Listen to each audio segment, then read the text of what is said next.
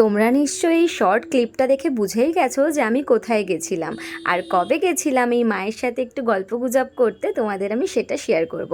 চলো স্টার্ট করা যাক।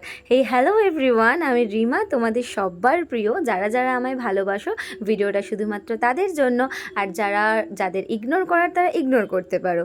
চলো স্টার্ট করি। তো আমি যে রেডি হচ্ছি সেইটা আমি আমার জন্মদিনের দিন রেডি হয়েছিলাম সকালবেলা মায়ের কাছে যাব বলে। দিনটা ছিল 24শে জুন, আর আমি একটু রেডি হয়ে নিয়েছিলাম। সেদিন প্রচণ্ড গরম ছিল। প্রত্যেক বছর দেখেছি আমার জন্মের সময়ও বৃষ্টি হয়েছিল, আর ইদানিং 2-3 বছর ধরে দেখছি বৃষ্টির বিন্দুমাত্রও পড়ে না, এমনই দিনকাল এলো। আর প্রচণ্ড গরম ছিল সেদিন, তাই একটুখানি হালকা ওয়াটারপ্রুফ মেকআপই করেছিলাম, খুব একটা হেভি মেকআপ করিনি যেহেতু দিনের বেলা ছিল। আর তোমরা দেখতেই পাচ্ছ আমি একটা সুন্দর একটা শাড়ি পরেছি। শাড়িটা ভীষণ সফট ছিল, আর ব্লাউজটা আমার যে বানিয়েছে সে এত সুন্দর ব্লাউজটা বানিয়েছে যে আমি ব্লাউজটার উপর জাস্ট ফিদা হয়ে গেছি।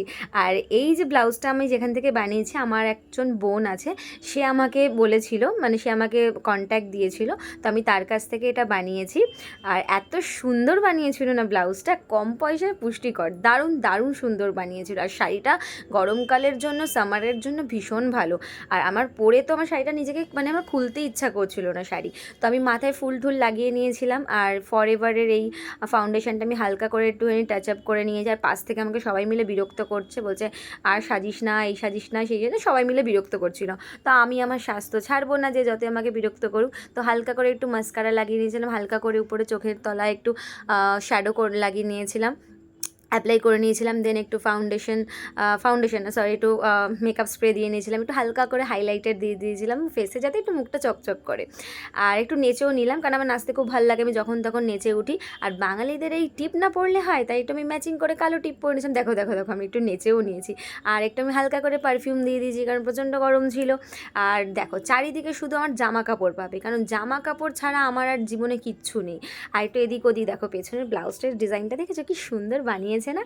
আর চলো রেডি হয়ে বেরিয়ে গেলাম, গাড়িতে উঠে গেলাম। এবার আমি মায়ের কাছে রওনা হচ্ছি। আর তোমরা কতবার গেছো মায়ের কাছে? আর যতবারই যাই না কেন ততই কম হবে। আর বলে রাখি একটা কথা, আমার যেই দিনে জন্মদিনটা পড়ে সেদিন কিন্তু আমাবুচি থাকে। তো আমি প্রত্যেক বছরই কষ্ট পেতাম যে আমি মায়ের কাছে যেতে পারবো না, মাকে একটু দর্শন করতে পারবো না। তখন কিন্তু আমার এই শ্যামসুন্দরী মায়ের খোঁজটা আমি পাওয়াতে ভীষণ আনন্দিত হয়েছিলাম, যে ইনি কুমারী রূপে পুজো, সবাই কুমারী রূপে পুজো করে। তো আমি তো সেদিন ভেবে খুব আনন্দ হয়েছিলাম, যাই হোক আমার জন্মদিনের দিন আমি আমার মায়ের কাছে যেতে পারবো দেখা করতে। আর সেদিন গিয়ে তো আমার মনটা খুবই শান্ত হয়ে গেছিলো, এত মুগ্ধ লাগছিল। যতবার যাই মায়ের কাছে ততবারই খুশি হয়। এটা আলাদা করে কিচ্ছু বলার নেই, তোমাদের আলাদা করে অ্যাড্রেসটা বলেও দিতে হবে না। দেখো আমি মাথায় সুন্দর করে ফুল লাগিয়ে মায়ের সাথে দেখা করতে চলে গিয়েছিলাম। আর সেদিন আমিও কালো পরেছিলাম, মাও সেদিন কালো পরেছিল। তা আমার তো দেখে আরও আনন্দ হলো আমার। তো সেদিনকে সোমবার ছিল, ভোলে বাবার দিন ছিল। আর খুব ভালো লেগেছিলো সেই দিনটা গিয়ে। মায়ের সাথে একটুখানি সেলফিও নিয়েছিলাম।